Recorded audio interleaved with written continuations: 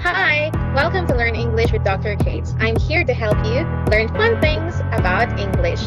But before we start, I want to remind you that you can pause or repeat this video if ever there are words, phrases, or explanations that you were not able to catch. You may also send me a message in Teams or approach me during our consultation period. Also, make sure that your notebooks are with you for writing down notes or if ever there will be activities that we will do in this session. Learning. So for this day, we will talk about the elements of creative nonfiction. For our learning competencies, please read. Write a short literary work of your choice. 2. Edit at least one work of your peer. And 3rd, revise your work based on the peer feedback. But before that, let's have a pre-test. I want you to pause this video if ever you need more time in reading the item in the next page. So please read this excerpt. We have 4 things to answer. Again, you can pause this video and answer this on your notebook. For today's discussion, writing short stories means beginning as close to the climax as possible. Everything else is just a distraction. A novel can take a more meandering path but should still start with a scene that sets the tone for the whole book. A short story conserves characters and scenes typically by focusing on just one conflict and drives towards the sudden, unexpected revelation. Go easy on the exposition and talky backstory. Your reader doesn't need to know everything that you know about your characters. Words we have topic, thesis statement, literary conventions of a genre. These are the 10 hacks to improve your creative writing. First, you get started. These are your emergency tips. Here are the things that you should ask before you get started. So what does your protagonist want? When the story begins, what morally significant action has your protagonist taken towards the goal? What obstacles must the protagonist overcome in order to reach the goal? And what consequences directly related to the protagonist's goal-oriented actions ramp up the emotional energy of the story?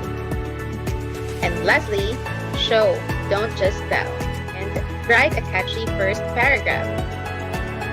Third, developing characters. You should consider the appearance, the action, the speech, and the thought. Here are some positive and negative adjectives that you can use to describe a person's personality. Fourth, choose a point of view. You have to remember that the point of view is the narration of the story from the perspective of the first person, second person, or third person. Fifth, write a meaningful dialogue. Remember, dialogue is what your characters say to each other. Sixth, use setting and context. Setting includes the time, location, context, and atmosphere where the plot takes. Remember to combine setting with characterization and plot. Seventh, set up the plot. Plot is what happens, the storyline, and the action. In the plot, you have to consider the following. A. The hook or explosion. B. The conflict. C. The exposition. D. Complication. E. Transition. F. Flashback. G. Climax. H. Falling action. I. Resolution. 8. Create conflict and tension. Conflict produces tension and makes the story begin. On the other hand, tension is created by opposition between the character and characters and the internal and external forces or condition. You also have to consider the mystery, empowerment, progression, and causality. Then, we also have surprise, empathy, and insight. We also have universality and high stakes. Ninth, build to a crisis or climax. You have to remember that the climax is the turning point of the story. It is the most exciting part of the story. And then, find a resolution. Also, you have to consider open, resolve, parallel to beginning, or monologue. You can also have dialogue, literal image, or symbolic image. As for your learning task, I want you to try to recall some literary works which you have read already, whether it is from the genre of fiction, drama, or poetry. Give 3 examples. What do you think made them memorable?